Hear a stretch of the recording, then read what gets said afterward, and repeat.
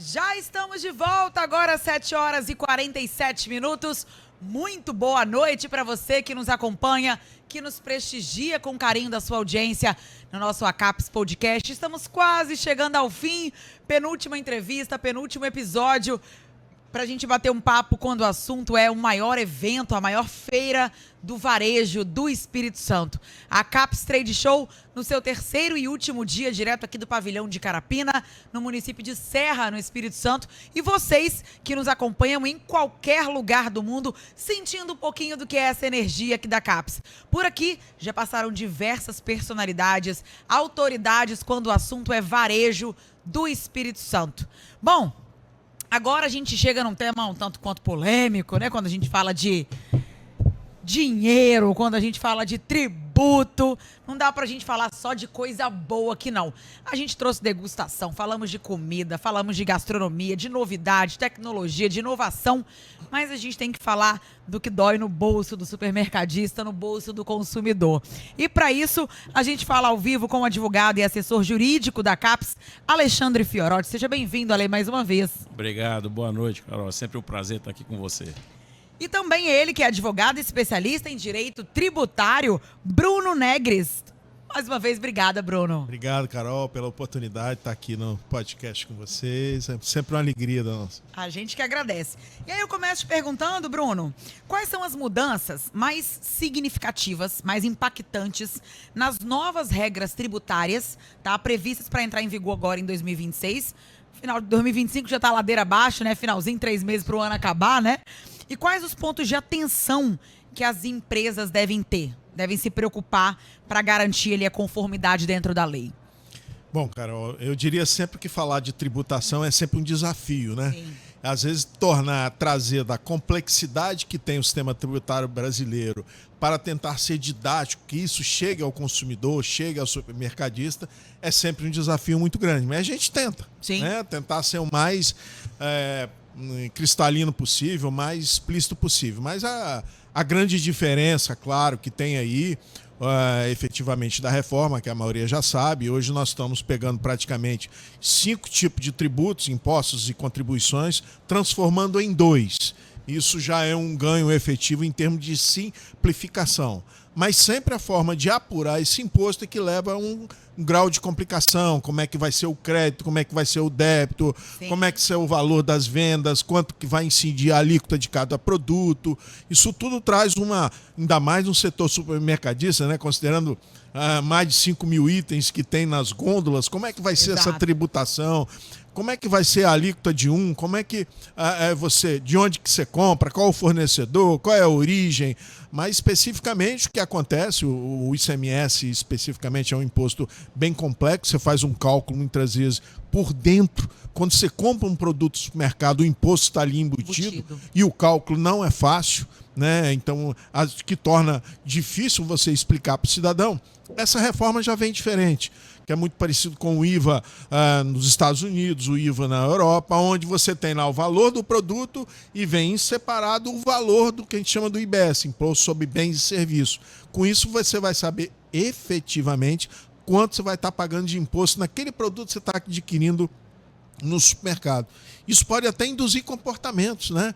Você chegar lá e ver na gôndola do supermercado um produto que tem uma tributação alta, outro uma tributação menor, você optar em manter sua nova, eu diria, sua relação econômica com o supermercado voltado para aqueles produtos que têm menos impostos. Por exemplo, produtos de consumo humano, alimentos como um todo, esse vai ter uma alíquota zero.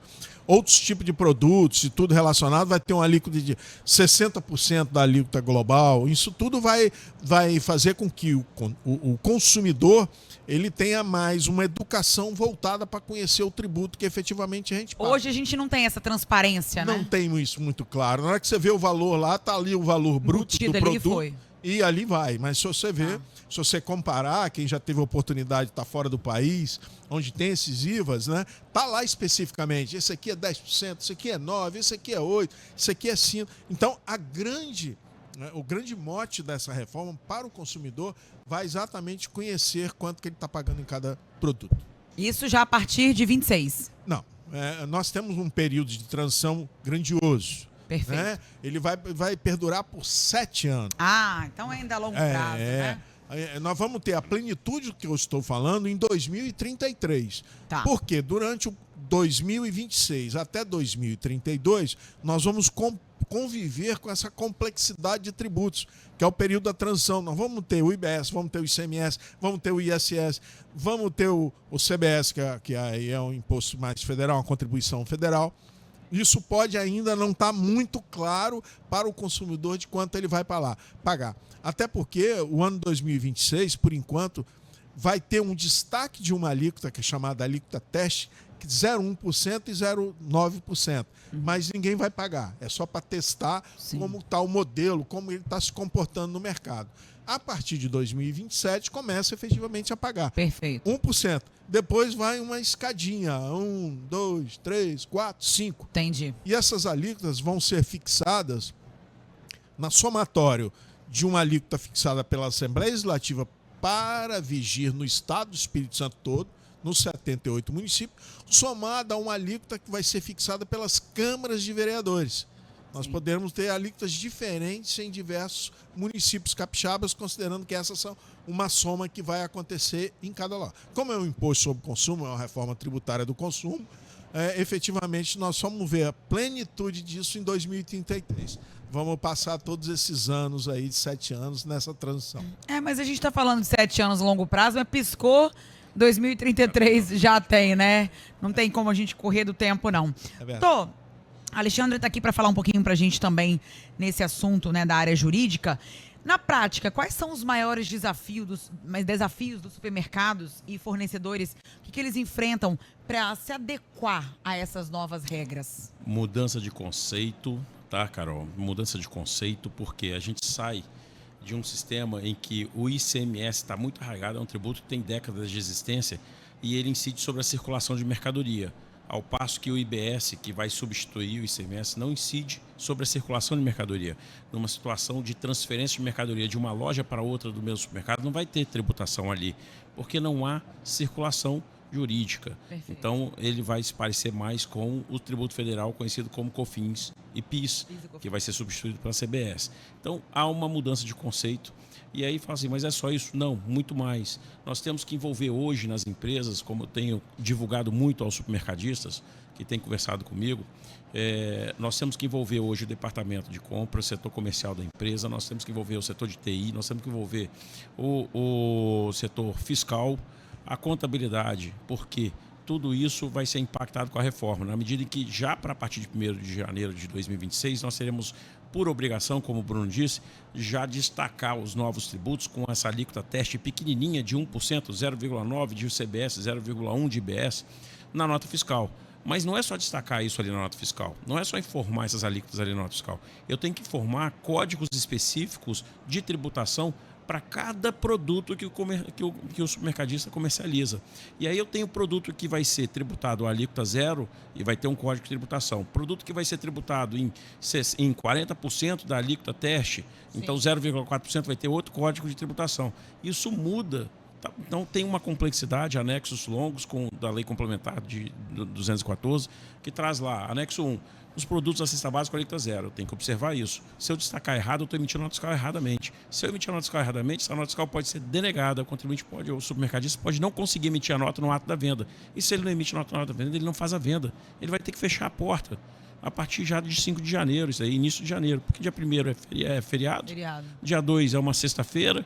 3, 4, sábado, domingo, dia 5 é a segunda-feira e a Receita Federal e os fiscos estaduais já estão divulgando que a partir do dia 5 eles vão olhar para a nota fiscal. Nota fiscal é preenchida com essas informações novas de maneira incorreta, tende a ser denegada, não vai ser emitido, o sistema vai travar, não vai permitir a emissão. E se não emite a nota no ato da venda, não tem como fazer a venda, é melhor fechar a porta. Então, hoje, nós temos o final desse ano para que os contribuintes se adequem a essa nova realidade, busquem adequar seus bancos de dados, trazendo essas informações dos novos tributos com essas alíquotas testes e as suas variações para cada produto. O Bruno falou que o supermercadista tem 5 mil produtos nas suas gôndolas. Olha, esse é o mini mercado, tá, Bruno? Porque o supermercadista e o hipermercado, que nós estamos falando o seguinte, são 15, 20 mil produtos que tem 3, 4, 5 variações, marcas diferentes, tudo mais, mas quando fala em SKUs ali, a gente está falando de 50 mil SKUs, 60 mil SKUs, quase 100 mil SKUs, é um negócio que é muito grande. Então temos que ver isso. Isso vale para pequenos, médios e grandes? Pequenos, médios e grandes, excetuados empresas do Simples Nacional, que vão estar salvo disso ano que vem, nessa alíquota teste. Então veja, e o contribuinte que não se adequar vai ser muito possivelmente prejudicado. E não há previsão de prorrogação dessa data para entrar em vigor essa obrigatoriedade do correto preenchimento da nota fiscal. Então eu vou ter que lidar com o departamento fiscal para poder instruí-los, o departamento fiscal, aquelas pessoas que estão lidando com tributos. Sim. Vou ter que instruir o departamento de TI da empresa para poder, olha só, como é que vai parametrizar isso daqui? Tem as empresas de fora que vêm, fornecem o sistema, tá? Elas vão fornecer o sistema, mas eu tenho que também entender isso dentro do meu TI. Eu tenho que entender isso do ponto de vista de departamento comercial, como precificação, lidar com fornecedores, como é que vão vir as notas fiscais desses fornecedores que estão vindo corretamente e como é que eu vou emitir as notas fiscais aos meus consumidores, aos meus clientes, enquanto supermercadista, corretamente. Então, é uma mudança de comportamento muito grande, é uma situação completamente inovadora. Toda mudança traz consigo algumas dores, mas a gente vai ter que passar por isso, inevitavelmente. E aí eu pergunto para vocês, como o varejista pode se preparar para essas mudanças que estão aí, que já estão mais do que claras, né? Que eles precisam se adequar e evitar essas multas, evitar essas infrações que impactam na sustentabilidade do negócio. Foi o que você, doutor, acabou de falar. Se não se adequar, vai ter que fechar a porta. Tem que fechar a porta. De que maneira eles podem fazer isso, já que a gente está falando, né? Estamos em meados, segunda quinzena de setembro, mês que vem, outubro. Ele tem ali a passo de 2 meses, 3 meses para se adequar. Pois é, eu estava participando de um evento, um summit da reforma tributária, junto com representantes do governo, inclusive Bernardo Api estava lá, o secretário Barreirinhas da Receita Federal compôs da mesa comigo lá, e a gente estava falando justamente disso. E eu ouvi do Bernardo Api já algumas vezes, que é o secretário extraordinário da reforma tributária, quem não está se mobilizando desde já está atrasado. Tá? Já está atrasado. Então o que a gente fala? Procure suas consultorias jurídica, contábil, fiscal, busque trazer esse pessoal para perto para conversar sobre a reforma. Não acreditem nessa coisa de que a reforma tributária ainda está sendo discutida. Não está. Já tem data para acontecer, para começar. Hoje eu já posso fazer emissão de documento fiscal com os novos tributos para efeito de teste. Então, assim, para não ser surpreendido lá em janeiro, tá? Com dificuldade de emissão de nota. Então tem que envolver o jurídico, tem que envolver o contábil, tem que envolver o fiscal, o TI e buscar orientação. A CAPES está ali para isso, a gente tem feito essa divulgação pela CAPES, eu tenho divulgado isso nacionalmente pela Abras, feito circulares a respeito disso. Pela FEComércio também tenho levado muita informação, a gente tem levado muita informação, né, Bruno? Pela FEComércio também, na forma de circulares. Então buscar isso e a gente está à disposição. Tem gente boa no mercado para isso. Eu estou trabalhando aqui, não sou igual ao Bruno, não, que eu sou estagiário dele, mas aqui a gente tem trabalhado arduamente para poder orientar as empresas e fazer isso. Um depara. Não é só um depara de banco de dados para poder inserir essas novas informações na nota fiscal, mas em que momento emitir a nota fiscal com essas informações, em que tipo de operações, como tratar isso daí. Então, isso tudo a gente tem lidado com os contribuintes e buscado dar essa orientação para eles. Tem que correr atrás, não pode ficar parado. Perfeito. Bruno, pensando no futuro, quais as tendências e mudanças tributárias o varejo deve acompanhar para estar sempre preparado? Bom, o varejo não entendeu. Como reitero aquilo que eu falei, como nós estamos falando de uma reforma do consumo, né, o grande impacto vai ser no varejo. Né? Então ele tem que estar, efetivamente, é um pouco do que você perguntou ao doutor Alexandre Fiorotti, relacionado exatamente ao que vai acontecer efetivamente no varejo.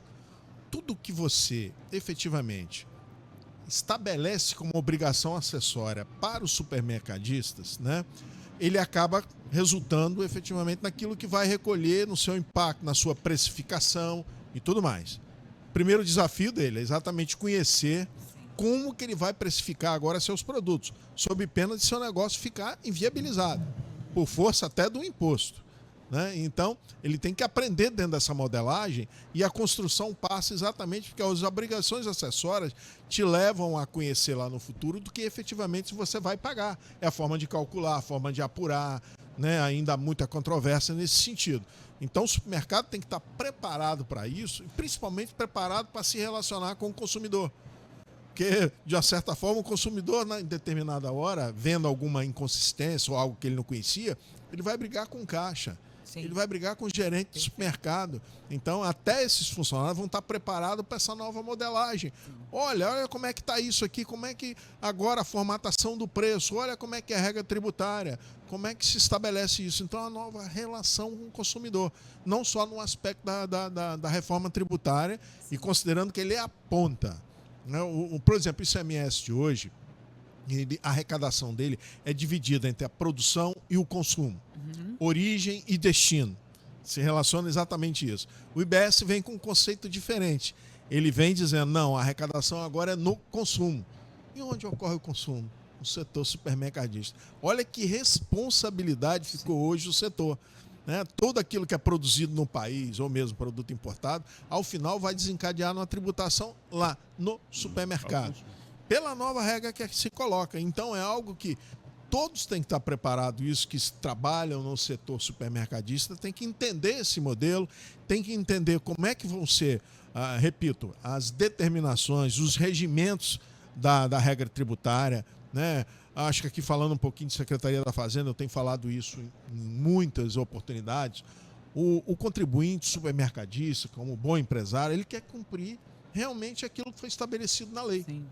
E se ele tiver uma Secretaria de Fazenda, seja da Receita Federal, Receita Estadual ou até as receitas municipais, com um setor que possa orientar como deve cumprir a obrigação, eu tenho certeza que ele vai estar ali mais seguro, não tendo insegurança jurídica sobre o que ele está fazendo. Porque o grande mote hoje da reforma como um todo, que virou efetivamente um manicômio tributário, né? Às vezes o contribuinte está certo ou pensa que está certo, e de uma hora para outra ele constrói ali, aparece um passivo tributário para ele, às vezes, muitas vezes, não por vontade própria, e sim por uma circunstância de interpretação. Sim. Então, é muito importante que a própria Secretaria de Fazenda, aqui especialmente o Espírito Santo tem um órgão que eu efetivamente ajudei a construir, chamado GTFaz, que estabelece um relacionamento entre o fisco e o contribuinte, né? Então, quanto isso estiver pronto, a Secretaria de Fazenda terá a grandeza de evitar um pouquinho a ação fiscal. A ação fiscal que a gente fala é multa mesmo, né? Perfeito. Tudo. Penalização, né? Isso, a penalização, e passar a orientar melhor o contribuinte, principalmente aquele setor que quer saber como é que vai ser essa reforma. Aí nós vamos ter uma boa relação com o consumidor, uma boa relação com o contribuinte. E nós que trabalhamos, às vezes, nessas consultorias, exatamente para orientar, a gente é um braço privado ajudando os entes públicos a orientar os contribuintes. Nós trabalhamos exatamente com isso, né, doutor Vierotti? Exatamente. Porque, né, o tamanho, você imagina, quando eu ainda errei os 5 mil aqui, né, mais de sei lá quantos 50 mil SKUs, né? Mas imagina um país, quantos milhares ou milhões de contribuintes existe tentando que o fisco oriente.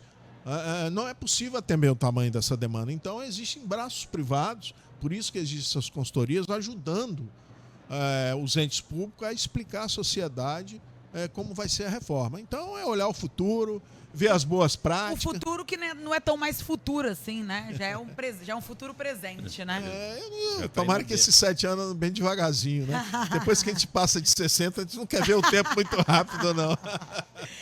E aí, doutor Alexandre, quais métodos, ferramentas ou sistemas podem ser aliados estratégicos, né, falando do varejista, para garantir uma gestão tributária eficiente, alinhada com a legislação? Olha, eu diria que o supermercadista ele tem que olhar, ele tem que buscar, a título de métodos e situações específicas ali para buscar se adequar, ele tem que buscar softwares de gestão eficiente. Buscar junto aos desenvolvedores dos seus softwares a adequação desses softwares imediatamente. Muitos deles já estão trabalhando com isso, pelo menos os que fornecem para os grandes e médios supermercados já estão trabalhando com a atualização de softwares de gestão dessas informações. Além disso, treinamento do pessoal. Buscar consultorias que deem esse treinamento ao pessoal de casa. Treinar a equipe de casa no tratamento dessas informações, nos seus softwares, nos seus documentos fiscais, nas suas apurações. Isso é de suma importância. E isso tudo para ontem. Não é para daqui a 6 meses, daqui a 7 anos, daqui a 10 anos. Isso é para agora, é de imediato. Então, supermercadista, converse com o desenvolvedor do software que você usa para ver se ele está adequando, porque ele já tem que disponibilizar o software para você, com o objetivo de você conseguir preencher essas obrigações acessórias corretamente já a partir de janeiro. Agora veja se eles já estão dando o banco de dados devidamente atualizado. Se não estiverem, pega um suporte de quem esteja dando, entendeu? E busca consultoria para poder fazer a adequação, porque não basta só ter um banco de dados atualizado e um software atualizado. Tem que saber como utilizar isso. Sim. Tem que saber como fazer a coisa acontecer no dia a dia. E aí tem que treinar quem está dentro de casa para fazer isso acontecer, que é a equipe interna, né? Então, basicamente é isso. Senhores, sempre muito rico a nossa conversa, né? Passa tão rápido. Passa muito rápido. O reloginho já pisca ali, porque acho que é um assunto que interessa não só os supermercadistas, os varejistas, mas nós consumidores também, né? Até pra gente entender a realidade do que nos espera, né? A certo passo ali, ainda que a gente não esteja ali na ponta entendendo de fato essas mudanças, mas o que de fato vai impactar o nosso bolso, como o Bruno bem disse, né, as nossas decisões de consumo, que eu acho que vão ser certamente impactadas com essas reformas. Doutor Bruno, mais uma vez, muito obrigada. Doutor Alexandre também, um prazer, sempre uma honra ouvi-lo. Obrigada mais uma vez. Eu que agradeço. Nós agradecemos a oportunidade, parabéns pelo seu programa. Aqui, a gente que agradece, obrigada.